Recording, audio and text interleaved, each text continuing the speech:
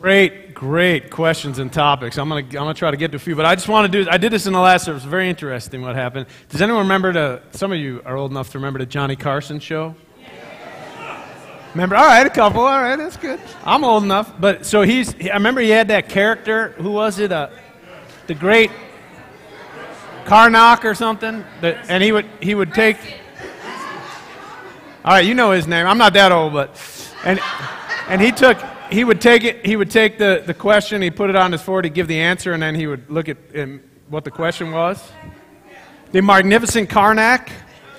All right, well, we'll find out if I'm the magnificent Marlin or not. The answer is all you need is love. And the question is, how are particle physics and religion compatible? Woo! All you need is love and a microscope. Love and a microscope. All right. I'm going to come back around to that somehow. Here are the questions that I picked out and had a second to try to organize a couple thoughts about while you all were singing, and you sounded fantastic this morning. The questions I'm going to try to address in about a 5-minute homily, because they're going to each come up and give a 5-minute homily. And I'm 1 minute in, I think. So here are the 4 questions I'm going to try to answer. Minute each, all wrapped together with a conclusion. Where is the love in Christianity? Turning guilt into positive creation.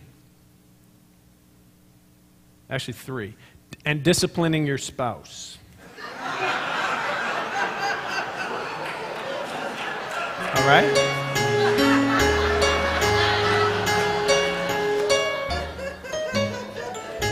Thank you. Good questions. And where is the love in Christianity? Sometimes I do think, I look at some of what's happening in the Christian world out beyond our shores here, and I think, show me the love.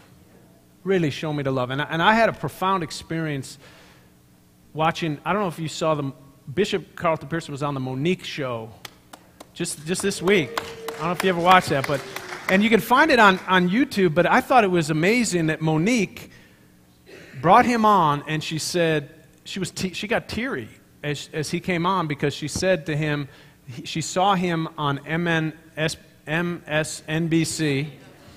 You're going to help me out throughout. And he said, he was asked the question, this Bishop Long, who's been accused of some sexual misconduct with some teenage boys in his congregation, he said to Bishop Pearson, what if it is true? What if it's true? What will you do? And Bishop Pearson said, the first thing I'll do is I will open my arms and I'll reach out and I'll give him a hug and I say, I love you. And Monique heard that on national TV, and she said, this man gets it. This man understands what Christianity is about. This man knows what love is about. It's not to say that he's not going to condemn the acts and go to the next step about teaching and learning and any punishment and legal issues that come up, but the first step is, I love you. And love is at the heart of Christianity. I don't know how you feel about feeling like wondering is there love in Christianity, but love is the point of Christianity. Love your neighbor as yourself. Love your God.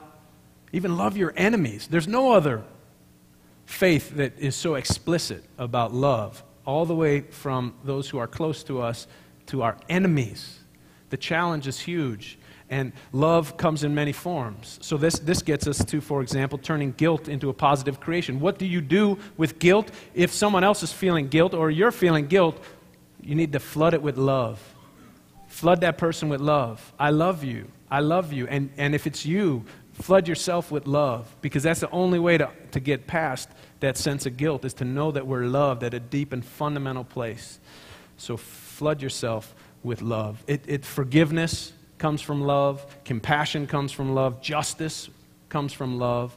But love is the place that we have to go in order to find and overcome those differences like guilt. And now some people think, well, guilt's wrong. I left the religion of guilt. I don't have guilt anymore. I don't believe in guilt. Well, I don't think that's right either.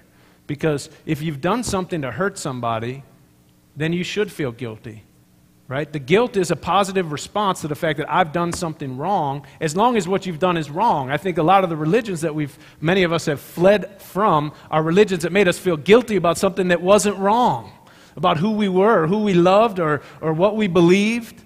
And then we felt guilty. Oh, I don't believe that, or I do believe that, or this, that, or the other. And then we feel guilty about something that is not wrong.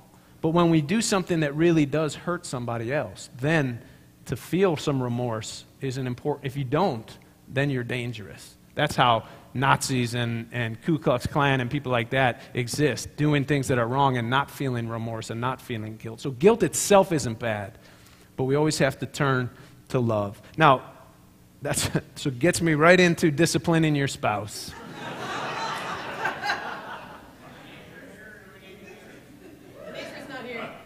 My wife's not here. Well, that's good. That'd make this a little bit easier.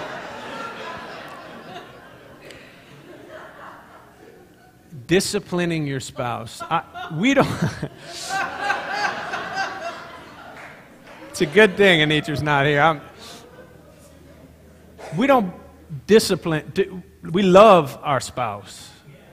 We don't discipline our spouse. We don't try to manipulate, control, try to fix and teach and all this and that. But we love our spouse, and that's what's the connection through all of this, is that all we need is love. We don't need discipline. If you're in the process of trying to discipline your spouse, then I think that we need some deep. Tamara's teaching a class for couples, and I recommend that for anybody that feels they need to discipline their spouse. But a lot of times that comes from a place inside where we're feeling like we need discipline. A lot of times what we think other people need is because it's what we need. And so we are trying to make other people project onto them that which we need. So when we're pointing a finger like this, we always have to remember there's 3 fingers pointing right back at us. All right? So all you need is love, and I'm going to still have to get back to particle physics and religion. However, I will say, if you want to go online and look at my sermon from last week, which was called Living the Dream, I talked about evolution and physics and biology and how they can deeply inspire a religious life. And so instead of trying to tackle that today, I'd refer you to that sermon, which is online in video, audio, podcast, and go check it out, because it is true that there doesn't need to be a separation between religion and science, but they can be compatible and they can live together and inspire one another. And in fact, I think they need each other. Amen. Amen.